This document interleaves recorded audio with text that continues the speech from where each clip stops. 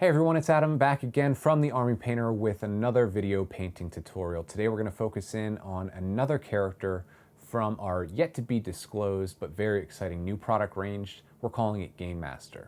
No adventure party would be complete without a thief. Korleen is the daughter of a wealthy merchant. She chose the adventurous life over the safe and boring life of luxury. Her clothes are the highest quality and her sword is an heirloom she stole from her father before leaving with the group. In today's third and final installment of our Korleen video series, we're going to show you how to paint some more refined, what we're calling Masterclass techniques. So let's take a look at some of the paints that we're going to be using today.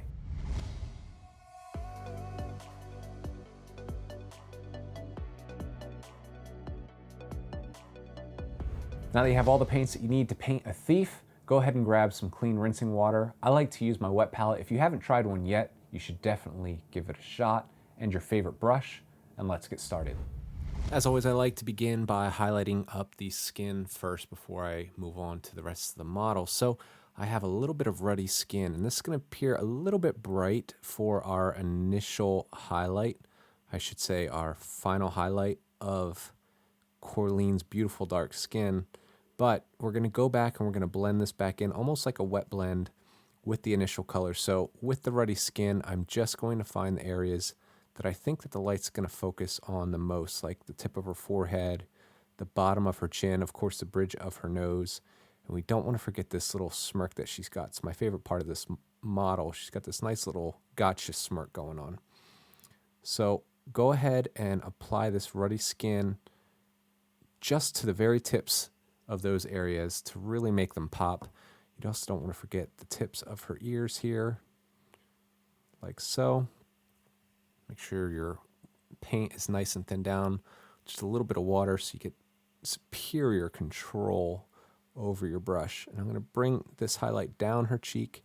And I'm also going to bring the highlight here down her chin. Okay? And then also here on the sides of her neck. Now watch what we'll do next. We're still using our Army Painter wet palette here, and I still have some of the paints from the previous level up tutorial on the palette, and they're still workable and pliable. I'm going to mix in a little bit of our base tone, which was Owlbear Brown, into our Ruddy Skin. And what I'm going to do is, it's almost like a wet blend, but not quite. We're just adding some gradation to that highlight. We're going to help blend it back in to the original base coat, base tone. And this is going to provide a nice seamless blend. And after we apply this, we'll go back again to our pure Owlbear Brown to make this an even smoother transition. I'm going to repeat this process on the hands. As you can see here, I'm just going to go ahead and trace where the skeleton of her hand, the bones of her hand would be on these knuckles and the ridges of her hand. I'm going to work up that Ruddy Skin until I almost get a pure Ruddy Skin right on the knuckle there. And I'm going to go back to our mixture and gradually blend that back in. Just take your time here. This is probably the most detailed part of this miniature, but it is the face, and the face of the miniature is always where your eyes are drawn first. So if you have the extra time to spare, this is a great way to invest it. For the next part of this tutorial, I'm going to be highlighting the flames and just making them look more flame-like. So I have a little bit of Dragonfire red and Lawful white on my palette, and with the Dragonfire red, I'm just going to very thin down. I'm going to glaze this into the recesses, and I'm going to focus the red near the top of the flames, because if you ever notice, if you stare at a fire, a campfire, or something like that, even your stove top, I don't know, that the flame burns the dullest at the highest point of the flame, where the flame is flickering. So that's where you're going to see the reds, and the brightest part of the flame is down here, where we already have some yellows based in there. So I'm just glazing this into some of the darker areas on the flame, as you can see. On the back here, I'm going to work some into the back, just like that. And just very loose, just a little bit of red at the very tip. And down the inside of some of these orange pieces. Just makes it look a little bit more realistic that way. Now I'm going to take a little bit of Lawful White, and I am going to turn this upside down. It's going to be a little bit easier to get to these areas because we want to pull this highlight. So I'm just going to add a little bit of that Lawful White down there at the brightest spot where we painted in previously in Ancient Mummy, a nice pale yellow. And the same thing here, just a little bit of that Lawful White, not too much. You don't want to overdo it. Just very carefully, very steady hand. There you go, just a little dot, just like that. And we'll do the same thing here on the back of this torch. So right there where the fire's burning the brightest, we're just going to add a little bit of that Lawful White, just a little speck. There we go. That's all it takes. It really has been a fun adventure developing up these 5 characters for our new Gamemaster product line. It was really exciting to see what we envisioned in our minds back at the Army Painter headquarters come to life through the artwork of John Gallagher.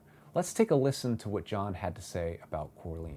I'm curious to see where we end up in terms of not only the figure painting, but where we end up further down the line with her too as well. I think she visually, she just kind of lined up for me, and there was really no hesitation how I wanted her to look and portray.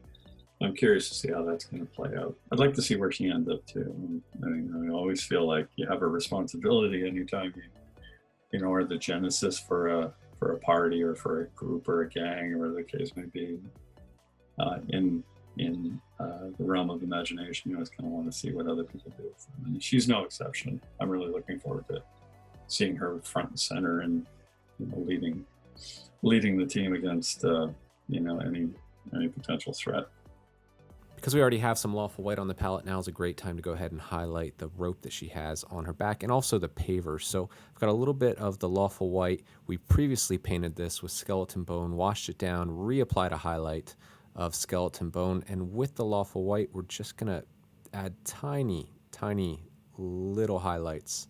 When you're done with the rope, you can take some of that Lawful White, and what we're gonna do is we're just gonna add a very simple highlight to the base, to these cobblestones here, and we're gonna use the same color on the gray cobblestones as we will on the brown and white ones. And we're just gonna add a very thin line, just a very thin line on 1 or 2 sides of these pavers. We don't wanna go all the way around. Just a very simple highlight, as if the light is just catching the ridges of these cobblestone pavers. For the next step, we are going to highlight all of the leather tones on the model. For starters, we're going to just add some of our Minotaur hide. This is a nice tanny color. It's great for highlighting leather bits. And what I'm going to do is I'm going to apply a smooth highlight, just blend that Minotaur hide into the areas that are catching light on the model, like the bottom of the belt strap here that she's got going on. And of course, if you want some help blending that, you can always go back to your original tone of rigid leather. That's what we based it in. And as you can see here, I'm just going to blend this back in to that Minotaur hide for a nice seamless gradation.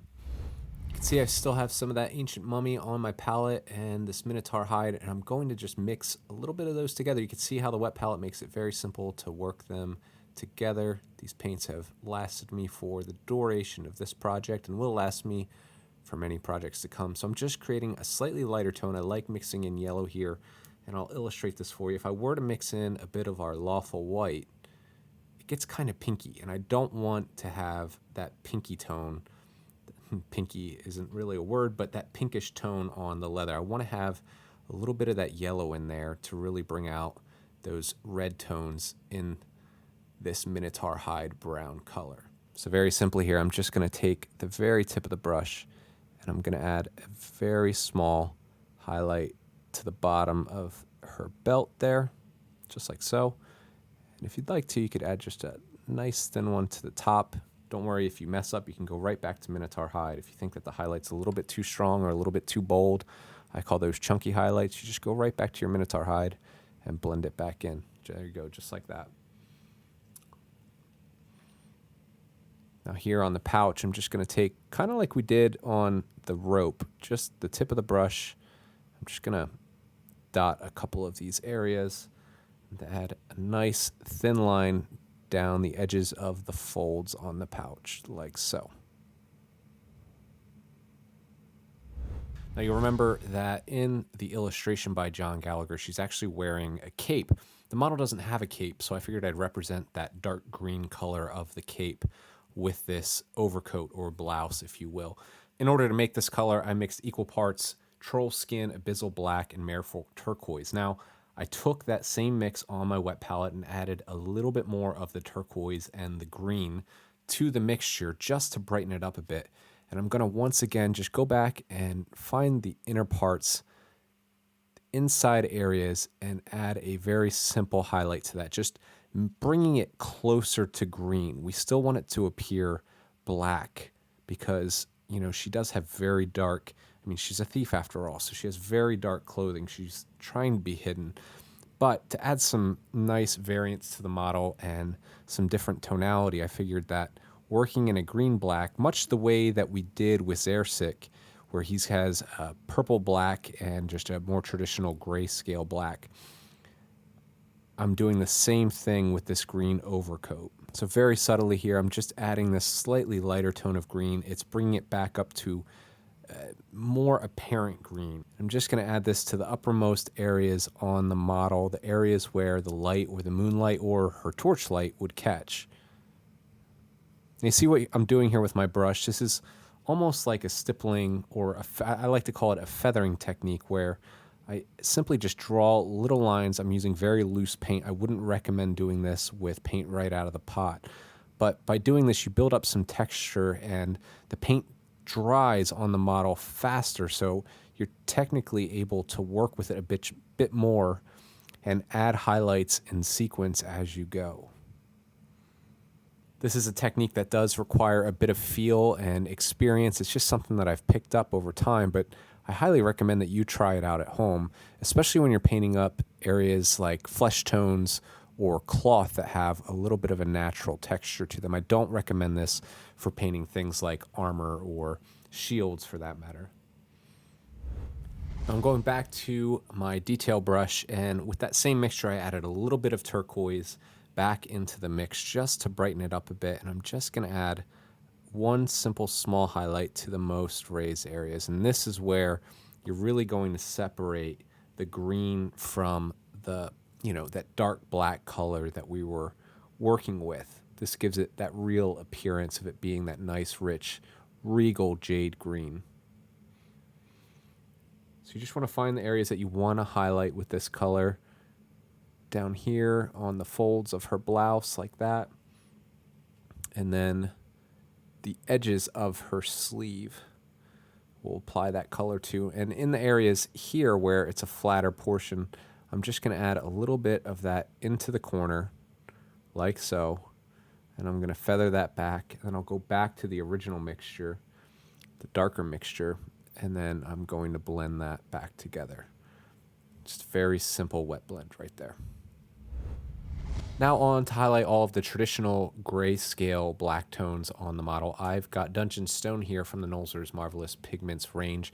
And much the same way as I've been applying highlights around the rest of the model, I'm going to start with that. And you can see this is a pretty drastic change. And then I'm going to mix in a little bit of our Necromancer Cloak from the Armor Painter War Paints range into a nice blend on the model. You can see you can go right back and forth between the colors to create that nice seamless blend. There you go. Do the same thing here on the boots. This might be a little bit trickier. You might think it's a little bit trickier, but because there's that little split there. But no, it's not. You just separate the two and then blend them back. I'm going back to Dungeon Stone now, and I'm going to work that back into the Necromancer Cloak. Take your time doing this across the entirety of the model because this is the majority color on the model. Just adding a little bit of water back to my wet palette. And I want to just reinforce some of that Dungeon Stone on the knee, like so. And then back to the Necromancer Cloak. I'm just going to pull them together.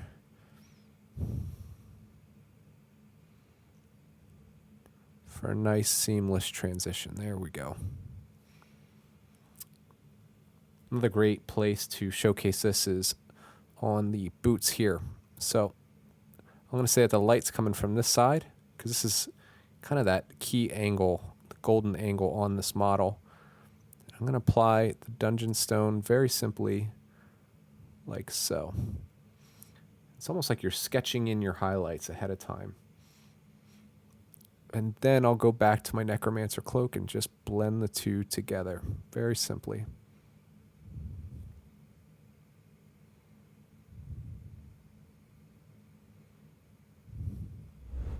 And the final highlight that we are going to add to these traditional black tones on the model is with orc skin, a very popular color in this series of tutorials. Now I'm just going to take a very fine line and just trace it across these edges just to pick out those details.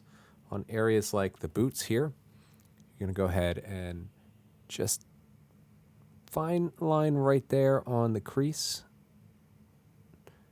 and the fold. There you go.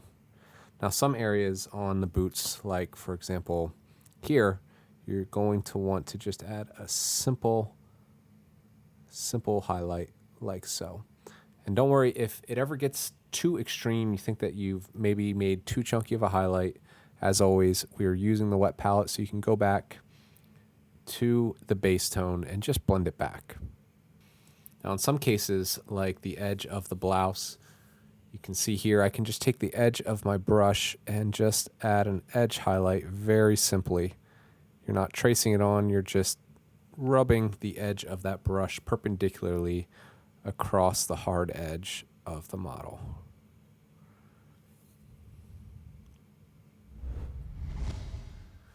So you can see I've finished highlighting all of the gray-black tones on the model. I used the same technique to highlight Korleen's hair. Now, I don't think Korleen is going gray, and I want to bring the hair back to a more natural color and less of a, grayish black tone. So I have a little bit of brown wash that I've applied to my palette. I'm just going to apply this over the top.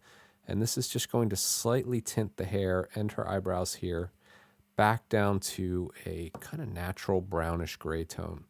So yes, we're applying this like a wash, but it's going to just tint the hair ever so slightly. We have officially made it to the final steps of this tutorial. Now it's time to highlight all of the metallics on the model. I'm really enjoying how Korleen has taken shape in this tutorial. So I'm taking a little bit of Kieran Gold, and just similarly to the way we applied this in our level up tutorial, I'm just going to apply this to the center of the brass there. And very simply across the sword, I'm just going to add an edge highlight at the top, right like that. And then one at the bottom, drawing that gold closer to the edges, leaving the brass in the middle. I'm going to go ahead and apply a little bit of that Kieran Gold to the outermost edges of the sword. Repeat the process of the edge highlight on the other side.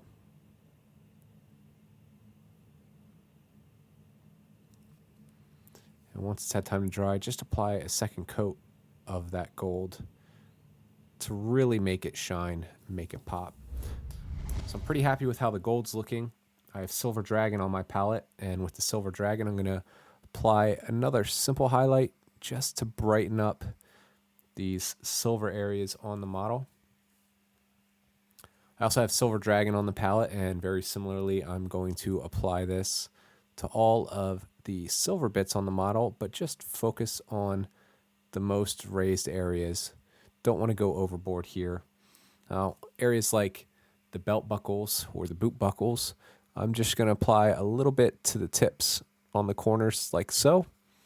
Now onto the sword. So this is a bit tricky, but what you want to do is you want to apply an edge highlight down the center of the blade first. And find where that edge of the blade is, and we're just going to trace along that side and really make the blade appear like it has a very sharp edge.